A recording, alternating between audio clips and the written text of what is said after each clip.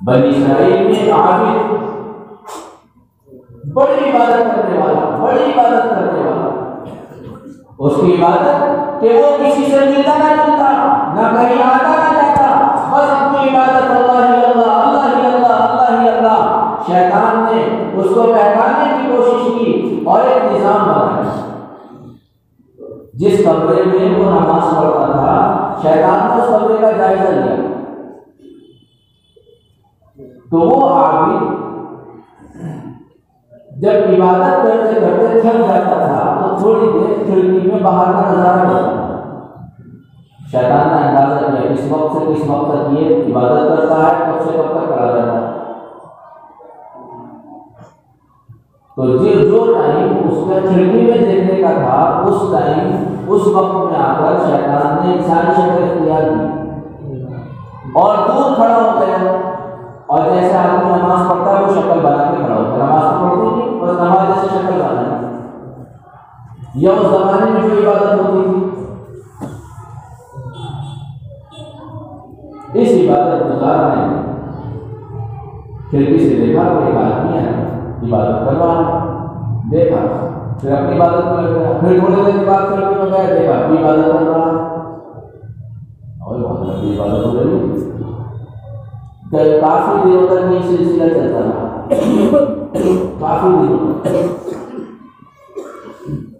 फिर कुछ दिनों के बाद शैतान ने अपना मुसल्ला खिड़की के करीब बिछा लिया। बस वो बनी इस्राइल का आबिद था, इबादत करने वाला, वो देखता और अपनी इबादत कर लेता।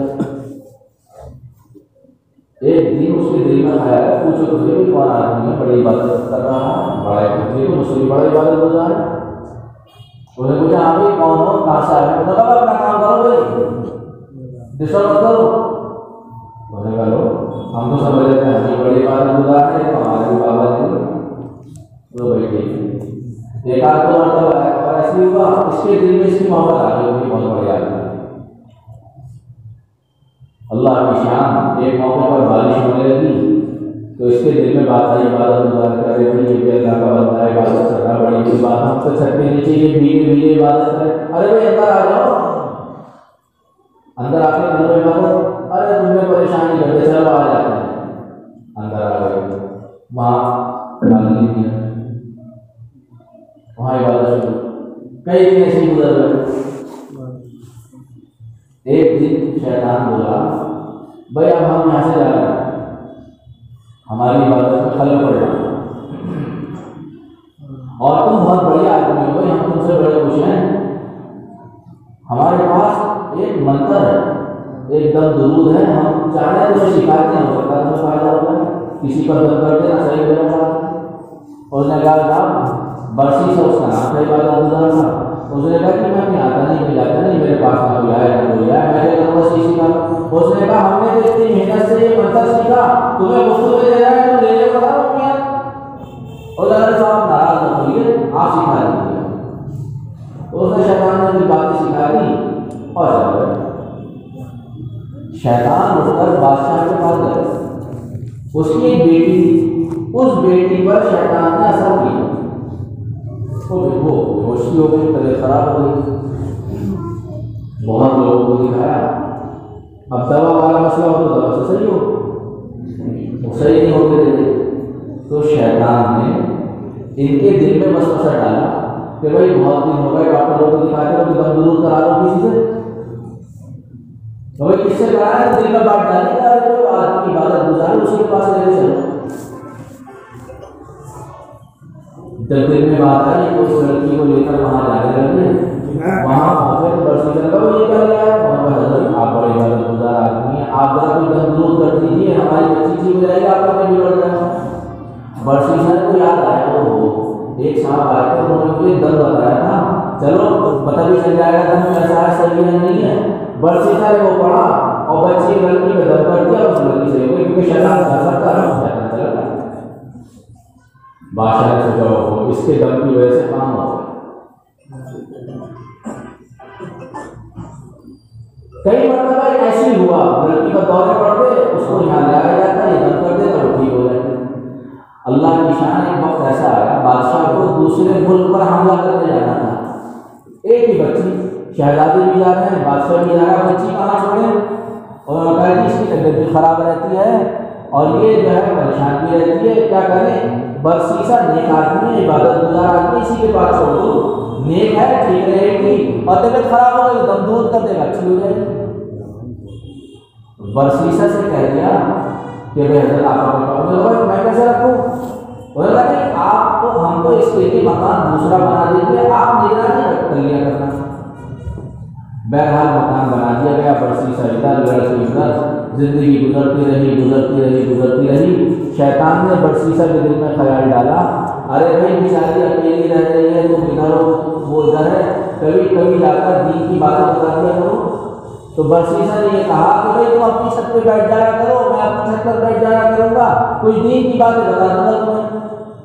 लिहाजा सिलसिला शुरू हो गया, छत पर बैठकर दीन की बातें होती रही। शैतान ने दिल में बात डाली, अरे क्या अजीब बात है, लोग क्या समझेंगे कि बताओ लड़की उधर बैठी है तुम इधर बैठे हो, लोग गलत ख्यालात चले जाएंगे, अरे उसके घर के करीब चले जाया करो। अब बरसीसा ने दरवाजे के बाहर खड़े होकर लड़की से बातें शुरू कर दी, दीन की बातें बताना। फिर दिल में बात डाली शैतान ने, अरे साहब में कोई बात हुई, बाहर खड़े हुए लोग समझेंगे खाली खुद बड़बड़ा रहा है, अंदर चले जाओ, अंदर जाके बात कर लो। तो साहब अंदर चले गए बरसीसा साहब, अंदर जाकर दीन की बातें हुई तो लड़की कहने लगी मैं ये इबादत करती हूँ, ये इबादत करती हूँ, ये इबादत करती हूँ। ये बातचीत जब शुरू हुई तो फिर दोनों एक तख्त पर बैठे, बात बढ़ती रही, एक दूसरे से मोहब्बत हो गई और मोहब्बत के नतीजे में भी बदकारी हुई। बदकारी मुँह काला हो गया। ओह, जब मुँह काला एक मरतबा हो गया और बादशाह का सफर पर था, तो फिर ये दोनों मियां बीवी की तरह रहने लगे। शायद कुछ नहीं, मियां बीवी की तरह, और सारी इबादत खत्म, सारी इबादत खत्म। कुछ दिनों के बाद पता नहीं चला कि ये शहजादी 19 से इसको बड़ी फिक्र हुई कि भाई क्या हो, शैतान ने दिल में बात डाली, कोई बात नहीं है, बच्चा हो जाएगा उसे कहीं नहीं देना। बरसीसा नहीं हो गया कि चलो ठीक है। कुछ वक्त के बाद बच्चे की विलादत हो गई, तो बरसीसा ने उस शहजादी से कहा कि भाई ये बच्चा यहाँ से हटा दो, वरना तो बड़ी दुश्वारी होगी। उसने कहा मेरा बच्चा मैं कैसे हटा दूँ? बरसीसा ने एक दिन खामोशी से उस बच्चे को कत्ल कर दिया और कत्ल करने के बाद उसे गड्ढे में दफन कर दिया। अब जब उसकी आंख खुली शहजादी की, इसने कहा मेरा बच्चा, मेरा बच्चा, अरे मेरा बच्चा, मेरा बच्चा कहाँ है? तो शैतान ने दिल में बात डाली बरसीसा के, अरे गजब हो गया, बच्चा अगर होता तो हो सकता था बात कुछ बन जाती, तो ये शोर मचाएगी और तेरी भी दुश्वारी होगी, तो क्या करा, इसे भी खत्म कर दे। बरसीसा ने लेकर उसे भी खत्म कर दिया। माँ बेटों को एक गड्ढे में दफन कर दिया। कई साल के बाद जब बादशाह आया और उसके बेटे आए तो वह अपनी बहन को लेने आए। बरसीसा ने कहा कि क्या बताएं, तुम्हारी बहन बहुत अच्छी थी, बड़ी इबादत करती थी, लेकिन मौत का कुछ वक्त मुतय्यन नहीं है, बस उसकी तबीयत खराब हुई और ऐसी खराब हुई कि उसका इंतकाल हो गया। मैंने तहजीब तकफीन की और उसे दफन कर दिया। भाई रो रहा के चले गए। ख्वाब में शैतान आया भाइयों, और शैतान ने आकर ये पूछा क्या हुआ भाई तुम्हारी बहन का? यदि हम अपनी बहन को छोड़ गए थे, उसकी तबीयत खराब हो गई, इंतकाल हो गया, दफन कर दिया गया। तो लगा जब इंतकाल मुश्किल हुआ था उसके साथ ऐसा ऐसा किया है बरसीसा। अच्छा यकीन ना हो तो खबर बोलते देख लो, बच्चे की हड्डियां मिल जाएंगी, तुम्हारी बहन की मिल जाएंगी। एक भाई को ये ख्वाब आया, दूसरे को ये ख्वाब आया, तीसरे को ये ख्वाब, सारे भाइयों को एक ही ख्वाब आया। सुबह को उठे सब लोग, मैंने ये ख्वाब है, मैंने भी देखा, मैंने भी देखा, अरे कोई बात तो चलो चलते हैं। हाली कहा है हमारे बहन ने कबर के यहाँ दफन किया था, गड्ढा खोल के देखा तो बच्चे का ढांचा भी निकल रहा है, बहन के हड्डियां भी निकल रही। उसने कहा नालायक तूने गड़बड़ी की है। चुनांचे मुकदमा चला, बरसीसा ने इकरार कर दिया कि मुझसे गलती चुनांचे काजी ने फैसला किया कि इसे सूली पर लटका दिया गया। सूली के फंदे पर इसे लाकर खड़ा कर दिया गया। बरसीसा जो इबादत गुजार था और इससे जिना हो गया। सूली के फंदे पर चढ़ने से पहले शैतान उसी सूरत में आया जिस सूरत में पहले आया था। उसने कहा तुम कहाँ है? तेरी क्या हुआ है? क्या बताऊं? ऐसा ऐसा हो गया, यहाँ तक पहुंच गया। अच्छा, ओहो बड़ा बुरा हुआ तुम्हारे साथ। अरे भाई मेरी कुछ मदद करो, तुमने दूध बता दिया था, अब इस वक्त मेरी कुछ क्या? हाँ मैं तुम्हारी मदद कर सकता हूँ, बस तुम्हें मेरे काम जरा सा करना पड़ेगा। तेरी क्या काम है?